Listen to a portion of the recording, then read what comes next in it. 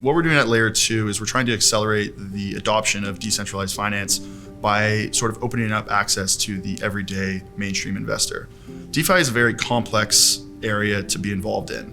And so what Layer 2 does is we essentially manage a highly sophisticated DeFi liquidity miner and staking company. So Layer 2 is focused at the moment on liquidity provisioning on decentralized exchanges, namely automated market makers. So AMMs is sort of the short form. We focus primarily on non-Ethereum EVM compatible chains. So that's kind of a mouthful, but essentially decentralized finance sort of was invented and created on Ethereum, which is the second largest crypto asset and sort of the first to bring smart contracts to the world. And the network hasn't scaled as of yet to the level to sort of facilitate all the users that are coming to it. And what that means is that the cost of actually using Ethereum has skyrocketed over the last 18 months. Transactions that used to take 5 to 10 cents over the weekend, for example, were costing $500 to $1,000, which really prices out many of the kind of everyday retail investors that sort of built this space up. And so what's happening more and more is that there's these new blockchain networks and also just scalability solutions called Layer 2s, Layer 2 networks, that are springing up to sort of fill that void. And they provide much lower cost transactions with much better scalability. Moral of the story is that increasingly decentralized finance is moving to these Layer 2 networks, like Polygon, among many others. And so we focus on decentralized finance applications on these new Layer 2 networks. So these AMMs, or decentralized exchanges, they, like a traditional exchange for stocks, they only function if there's liquidity. So you can think of it as like a traditional marketplace. People who want to buy the tokens are the demand side, but there needs to be a supply of tokens to actually be able to buy from. And so these networks, these exchanges, need people to supply tokens. And so liquidity mining is really just kind of the providing liquidity or providing tokens to these exchanges.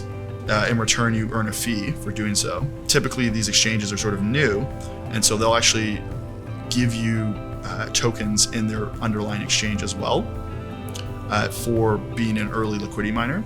It's kind of similar to how when you mine Bitcoin, you both earn whatever Bitcoin transaction fees have been paid in that block, but you also earn the kind of new Bitcoin that's being created. And that same concept exists in decentralized finance, where it's just called liquidity mining instead of traditional mining. And essentially, by providing liquidity, you mine these new tokens as well as earn the fees. It's actually very similar to the early days of the stock market. You had to have a seat on the exchange to be able to actually access the market. And the seat was essentially represented ownership in the underlying exchange, and gave you governance rights and sort of made sure that no one trader or the operator of the exchange could have undue power over the rest of the members. That is exactly the same thing with DeFi. These projects want to make sure that there's no centralized operator that can sort of raise fees or sort of make it harder to access the exchange. And so they decentralize the ownership and also governance of these platforms through distribution of a governance token in the project. And by being a very early liquidity miner to these projects, you actually earn that governance token. Up until now, we've been focusing primarily on the Polygon network.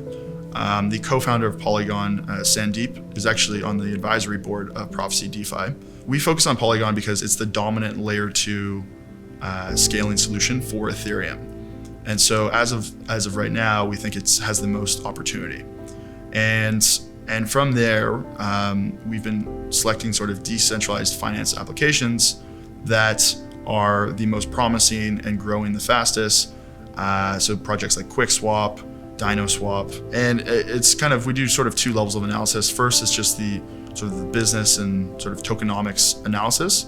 And then there's the technical analysis, which actually involves our CTO going line by line through these smart contracts to sort of spot any red flags, make sure that the project can't be hacked, make sure the audits are in order. Right now, Layer 2's sort of big competitive advantage is, I would say, the team. So we've been operating in the space for over 3.5 years. We know most of the projects and sort of the founding teams behind those projects. And we're able to kind of conduct the level of technical analysis necessary to really thoroughly understand these projects and the risks and rewards. The second sort of lever I would say that gives us an advantage with Layer 2 is the ownership structure with Prophecy DeFi, in the sense that we are one of the very first decentralized finance focused companies that's actually trading on a public stock market, which gives us a ton of credibility and legitimacy that sort of private funds or private companies wouldn't have. Our third advantage long term will be sort of the technology we build into the company to sort of help systemize the decision-making processes and sort of contribute value to the ecosystem. Software is actually not a competitive advantage, funny enough, within the DeFi space. Software essentially just gets you to the starting line. The core advantage within DeFi is actually liquidity. There's a global arms race for liquidity within the DeFi sector, because at the end of the day, the software is actually completely open source, meaning anyone can actually what's called fork the software and launch a new version. And so it's vital to DeFi projects to sort of build the liquidity, build the community, and build the awareness of their brand.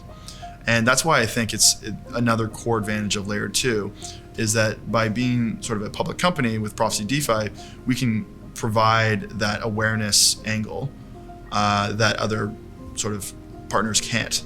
And we can sort of help build the brand, build the legitimacy of these different DeFi projects, while also obviously providing capital and expertise. We provide three main things to the protocols we partner with. The first is obviously capital. The second is publicity and distribution. So as a public company, we're able to sort of provide a level of legitimacy that other funds and other sort of operators can't provide.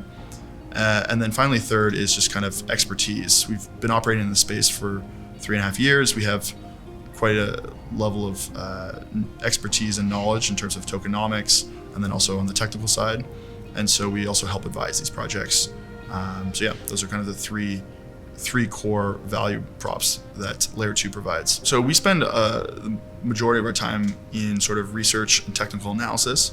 It's truly sort of a full-time job, just staying on top of everything that's happening in the space.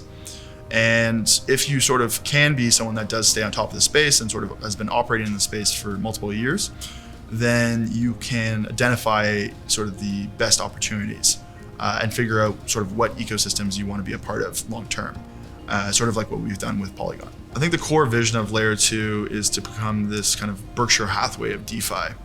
And what I mean by that is sort of having capital and influence within a variety of different DeFi projects and sort of accruing an ownership stake amongst the sort of most promising basket of these DeFi tokens.